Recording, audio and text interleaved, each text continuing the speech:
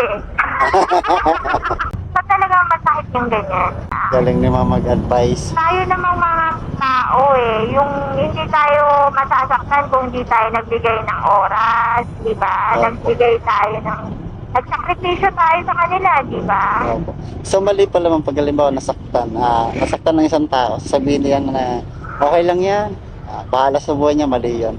Ay, hindi yun. Oh, nasaktan ka eh. Paano mo sasabihin okay ka pag nasunog ka ba? Sabihin mo, okay lang. Di ba masakit? Magkakaano yun? Magkakalapnos?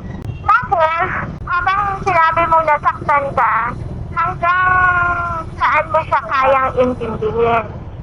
Kung bakit ka nagkaganon, di ba? Oh. Siguro may pagkukulang ba ako? Ano yung pagkukulang ko? Pera ba? Oras ba? Personalidad ko ba? Ayan. Galing. Kung hindi ko ba siya natutulungan pag umuwi ako? Kasi ang babae madali lang eh. Paano halimbawa, naibigay ng lalaki ang lahat? Yan, sinasabi niyong oras, pera, intention. Okay. Tapos ganun pa rin. Anong tawag sa babaeng ganun? Iniwan pa rin niya yung lalaki.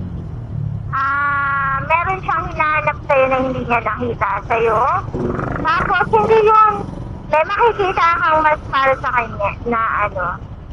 Kasya ba tayo dyan? Malaki motor natin. AGB ba to? Opo. Kaya pala parang ano ko, kampante. Balik tayo sa'yo. Akala ko nakaligtas na ako. May karma naman yan. Sa totoo lang, hindi mo siya i-wish. Pero kailangan yung karma para matuto ang isang tao. Tama. Yan. Diba? Ang lupet, ang lupet. Hindi mo siya i-wish. Pero nangyayari yan. Masakit. Biglang isang araw, hindi mo na mararamdaman yan. Na bigla na lang nawala yung sakit. O halimbawa, sa mga tulad kong nasasaktan, ano po advice nyo? Advice Una-una kasi, napansin mo pag nagtatrabaho ka, hindi mo siya naaalala. Okay. Diba? Opo.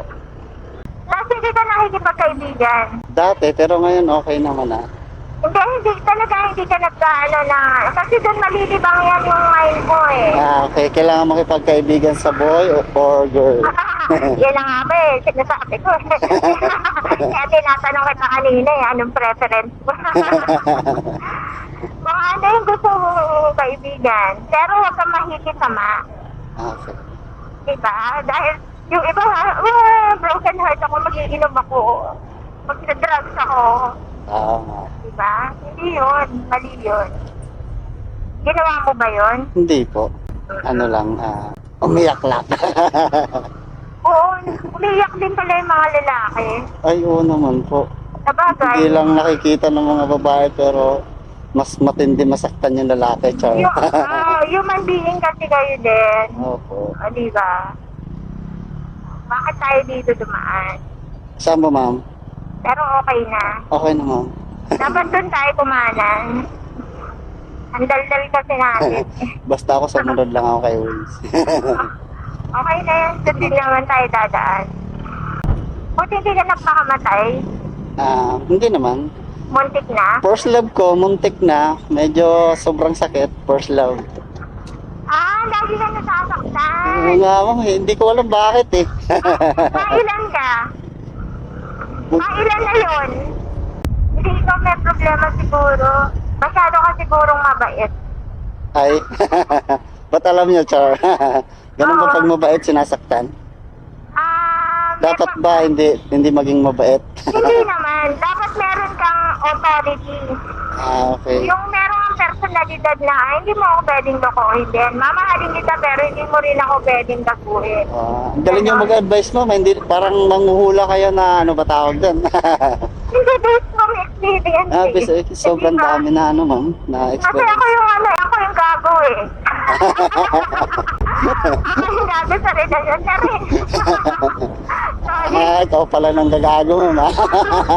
Hindi naman. Ito lang yung pag mas kaya namin kasi yung personalidad ng lalaki, mas nagagawa namin yung gusto namin. Okay. Lalo na pag wala kang spirituality. Kaya pala Now I know. Oo, kunyari walang kapit sa Diyos, Okay. ang dali mong gumawa ng mga immoral na bagay.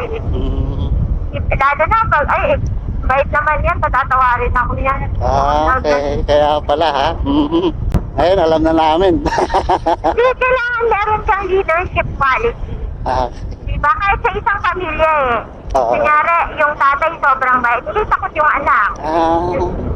dapat may batas. Batas is batas, ganun. Meron kayong pagkakasundo. Yung kumbaga, naipaproject mo doon sa kapwa mo. Dun sa ano mo, sa partner mo na, okay, walang lokohan, hindi pwedeng lokohan. Kung ayaw mo na, sabihin mo sa akin ng diretsyo. Okay. Diba? Galing. Kasi ikaw din, hindi mo din naanohin. Hindi mo din hahayaan na madala ka. Kasi kawawa naman yung susunod mong karelasyon kung siya yung magdadala nung ginawa nung huli mong karelasyon. Hindi naman siya yun eh. Diba? Oo. So, kailangan maghilom ka. Maghilom ka, mag-umpisa ka uli. Ganun lang yun. Paikot-ikot. Parang yung ano, di ba? Yan, the sun. It rises in the morning and it goes down in the evening. Paikot-ikot siya.